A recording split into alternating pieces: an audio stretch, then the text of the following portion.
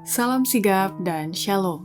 Renungan kita pada hari ini, Rabu 27 Oktober 2021, berjudul Yang Teraniaya Menerima Kerajaan. Ayat intinya terdapat di dalam Matius 5 ayat 10. Berbahagialah orang yang dianiaya oleh sebab kebenaran, karena merekalah yang empunya kerajaan sorga.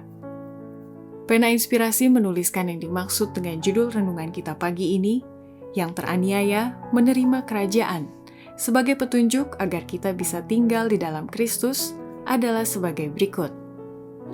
Pertama, alasan yang teraniaya menerima kerajaan karena mereka berjalan dengan guru mereka pada jalan penyangkalan diri dan celaan. Yesus tidak memberikan kepada para pengikutnya pengharapan untuk memperoleh kemuliaan dan kekayaan duniawi, dan untuk memperoleh suatu kehidupan yang bebas dari pencobaan. Tetapi Dia memperkenalkan kepada mereka hak istimewa untuk berjalan dengan guru mereka pada jalan penyangkalan diri dan celaan, karena dunia tidak mengenal mereka. Kedua, alasan yang teraniaya menerima kerajaan karena roh yang sama yang akan membantai orang-orang pilihan Tuhan di hari-hari terakhir adalah sama seperti sejak zaman Habel.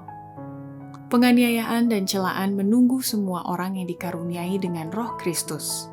Sifat penganiayaan berubah dengan zaman, tetapi prinsipnya, roh yang mendasarinya adalah roh yang sama yang telah membantai orang-orang pilihan Tuhan sejak zaman Habel. Ketiga, alasan yang teraniaya menerima kerajaan karena adanya janji kehadiran Yesus melalui kasih karunia-Nya pada saat mereka sedang mengalami masa pencobaan itu. Walaupun Tuhan tidak menjanjikan kebebasan dari pencobaan kepada umat-Nya, Dia telah menjanjikan yang jauh lebih baik. Dia telah mengatakan, "Selama umurmu kiranya kekuatanmu, cukuplah kasih karuniaku bagimu, sebab justru dalam kelemahanlah kuasaku menjadi sempurna." Jikalau engkau dipanggil supaya pergi melewati perapian yang menyala-nyala untuk kepentingannya, Yesus akan hadir di sampingmu, sebagaimana Dia bersama-sama dengan ketiga orang muda yang setia di Babel itu. Keempat, alasan yang teraniaya menerima kerajaan, karena dalam kematian orang-orang yang teraniaya itu akan menjadi pemenang karena kekukuhan iman mereka. Sepanjang zaman, setan telah menganiaya umat Allah. Dia telah menyiksa mereka dan membunuh mereka. Tetapi dalam kematian, mereka menjadi para pemenang. Mereka nyatakan dalam iman mereka yang kukuh, seseorang yang lebih kuat daripada setan. Kelima, alasan yang teraniaya menerima kerajaan, karena mereka telah dipersiapkan mengambil bagian dalam penderitaan Kristus, dan kemudian mereka akan mengambil bagian dalam kemuliaan-Nya.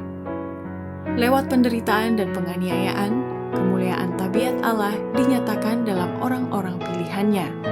Gereja Allah yang dibenci dan dianiaya oleh dunia sedang dididik dan didisiplin dalam sekolah Kristus. Mereka berjalan di jalan-jalan sempit di dunia. Mereka disucikan dalam api penderitaan.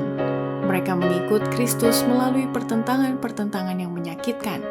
Mereka menjalani penyangkalan diri dan mengalami kekecewaan yang pahit. Tetapi pengalaman mereka yang menyakitkan itu mengajarkan kepada mereka kesalahan dan kesusahan dari dosa, dan mereka melihatnya dengan kebencian. Mengambil bagian dalam penderitaan Kristus berarti dipersiapkan akan mengambil bagian dalam kemuliaan-Nya. Demikianlah renungan kita pada hari ini. Kiranya Tuhan memberkati kita semua.